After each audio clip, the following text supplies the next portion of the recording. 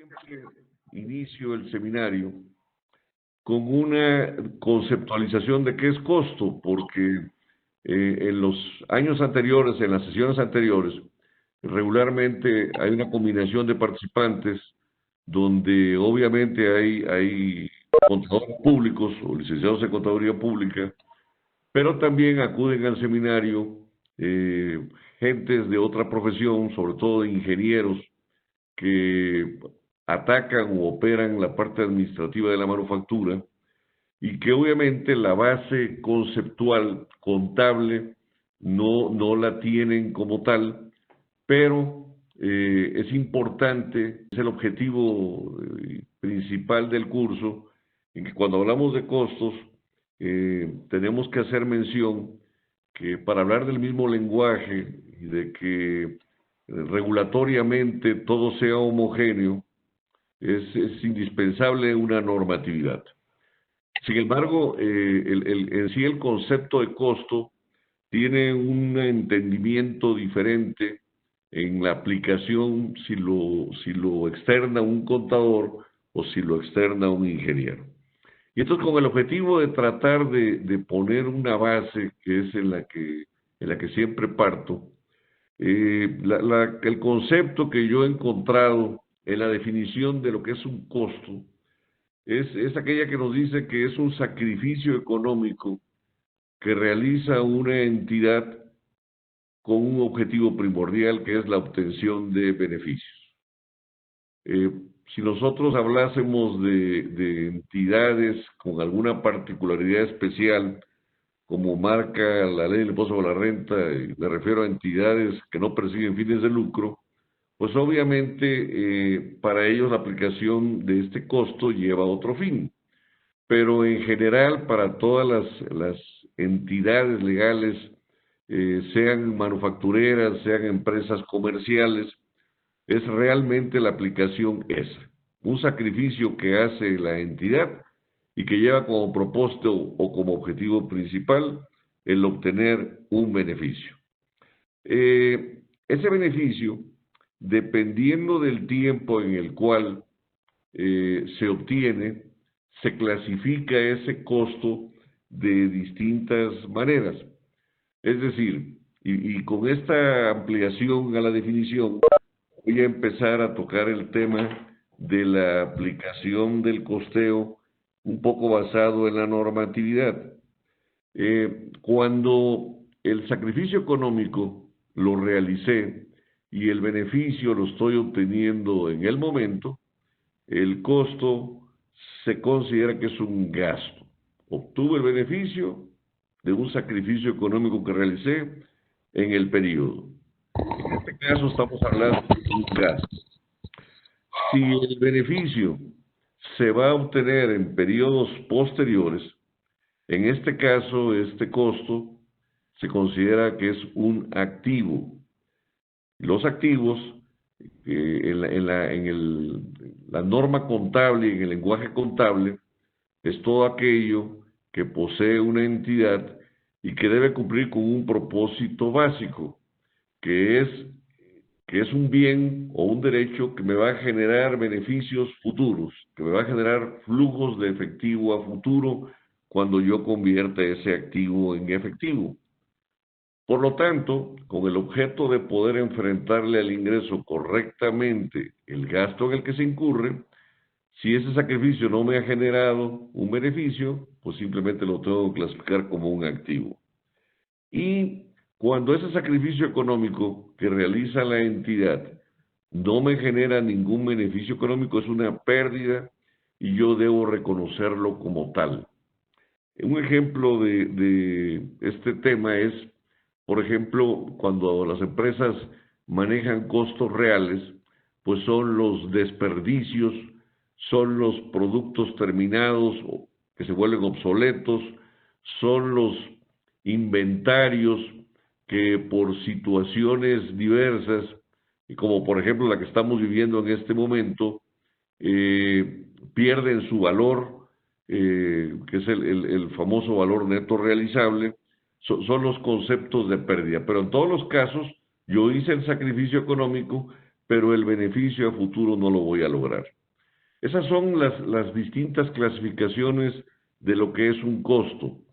Y repito, porque no debemos dejar a un lado el tema normativo, que a final de cuentas es indispensable para poderlo llevar a cabo. Lo que es importante hacer mención es que nosotros tenemos una normatividad con el objeto de que todas las entidades legales, cuando presentan a la administración información para tomar decisiones, que está concentrado principalmente en los estados financieros, esos estados financieros están elaborados y deben cumplir con normas de información financiera si son entidades legales que no cotizan en bolsa, que no cotizan en la Bolsa Mexicana de Valores. En este caso, ellos tienen que elaborar los estados financieros de acuerdo a las NIF, a las normas de información financiera que emite en este caso el CINIF, que es el órgano que lleva a cabo toda la elaboración de las mismas. Si las empresas cotizan en bolsa, la normatividad que regula las mismas son las IFRS o las normas internacionales de contabilidad, que aquí hay que hacer una aclaración en el sentido que México, como tal, las autoridades correspondientes financieras y la propia sistemas profesionales educativos, desde hace ya algunos años se tomó la decisión de converger, esto es, las NIF de las que me refiero,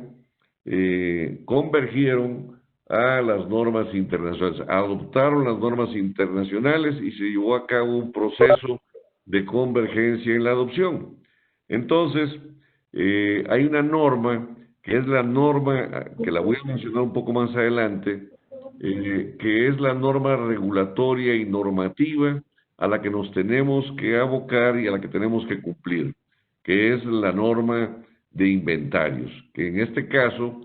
su homologación hacia la norma internacional es la norma internacional de contabilidad 2, que es inventarios. Es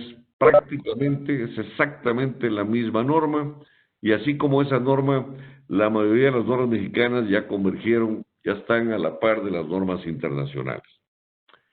Vamos a ver a lo largo de este seminario, que son varias sesiones, varios usos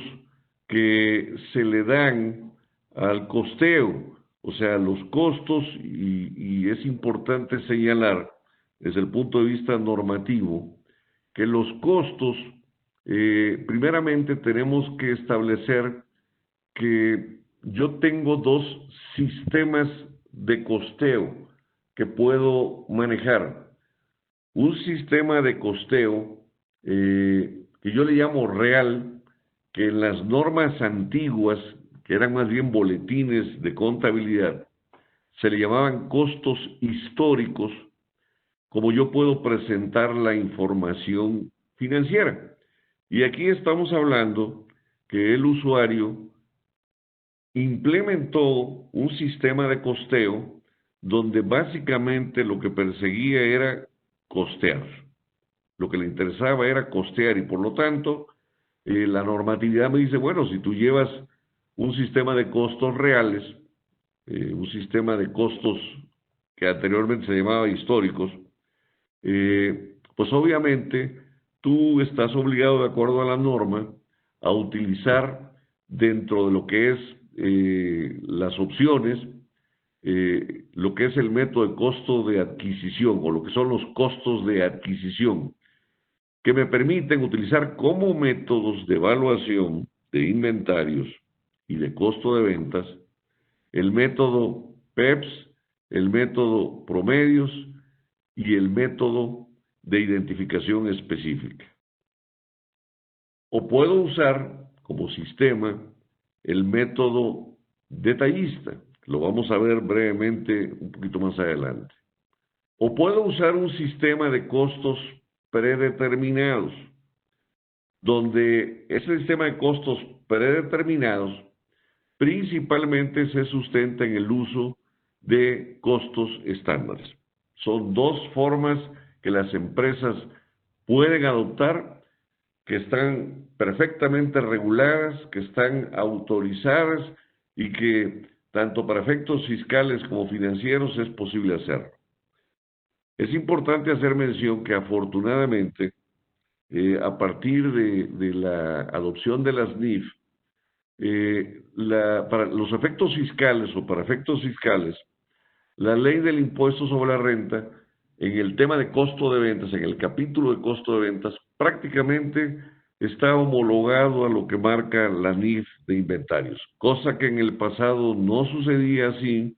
y que eso nos obligaba a tener que hacer conciliaciones entre las deducciones para efectos fiscales y los costos para efectos financieros. Eso afortunadamente ya se habla fiscal y financieramente del mismo lenguaje. Y eso creo que es muy importante porque simplifica mucho el trabajo, sobre todo para los contadores y los administradores. Pero independientemente de esa normatividad, la manera como los usuarios para tomar decisiones necesitan usar costos nos lleva a que la propia conceptualización nos permite el manejar una serie de variedades en el costeo, donde obviamente la que es inevitable y la que es normativa es la medición del costo del producto. Y esta variedad, esta clasificación, esta forma de analizar los costos es una forma que es la obligatoria, es la que va acorde con la normatividad. Sin embargo, hay otras formas de analizar los costos que sobre todo son muy importantes para que las administraciones lleven a cabo su análisis y puedan tomar decisiones de manera adecuada de acuerdo a una necesidad. Y esto nos lleva al tema de analizar el costeo en función al volumen o analizar el costeo en función a actividades o a otras situaciones particulares que le interesa a la administración. Pero tenemos normativamente que usar como método primario, porque es el que me va a permitir costear para evaluar mis inventarios y el costo de ventas, que la norma me obliga a cumplir con ella para efectos de la elaboración de los estados financieros. Y entonces, si vamos a usar el costo del producto como procedimiento, como opción de costeo, pues vamos a empezar por definir que cuando hablamos del costo del producto y sus ingredientes que vamos a medir, el método y el sistema que utilicemos me obliga a tener que evaluar los ingredientes del costo del producto, pues es la materia prima, es la mano de obra y son los costos indirectos de fabricación, también denominados gastos indirectos de fabricación o GIF, o los famosos overheads. Las materias primas, que son el ingrediente principal, son los insumos indispensables para que yo pueda elaborar un producto. Esto quiere decir que si yo quisiera identificar las materias primas que usé, que en el caso de algunos productos es factible hacerlo, si yo disuelvo el producto para verificar sus partes, las partes de esa disolución me va a permitir medir que son materias primas. Las materias primas deben tener como característica el que deben ser identificables razonablemente a un producto. Y yo voy más allá. Las materias primas debe ser factible medirlas. Y esa medición me lleva a que yo puedo tener muchas materias primas. Tantas materias primas que dependo de los procesos de fabricación. Algunas materias primas en algunos procesos, inclusive, invaden la esfera de lo que se considera gastos indirectos de fabricación. ¿A qué me refiero? Si yo digo que la materia prima es un insumo indispensable para la fabricación y elaboración de un producto, quiere decir que todos los insumos que yo requiera para esa fabricación o elaboración, yo los necesito clasificar como tales. En la práctica, en el mundo real, hay algunos procesos productivos donde, como insumo indispensable para la fabricación del producto, se requiere la utilización o consumo de la energía eléctrica. La energía eléctrica comúnmente para el resto de la masa de productos o de fábricas o de procesos fabriles, regularmente es un gasto indirecto de fabricación. Pero para algunas empresas, la energía eléctrica es una materia prima. Y por lo tanto, debo tener la certeza que puedo medir los kilowatts que utilizo de ese insumo por cada tonelada o metro o litro, dependiendo la unidad de medida del producto terminado que yo estoy elaborando. Ejemplos de industrias de este tipo: en la fabricación del aluminio, la energía eléctrica es un insumo indispensable que por lo tanto se considera como una materia prima.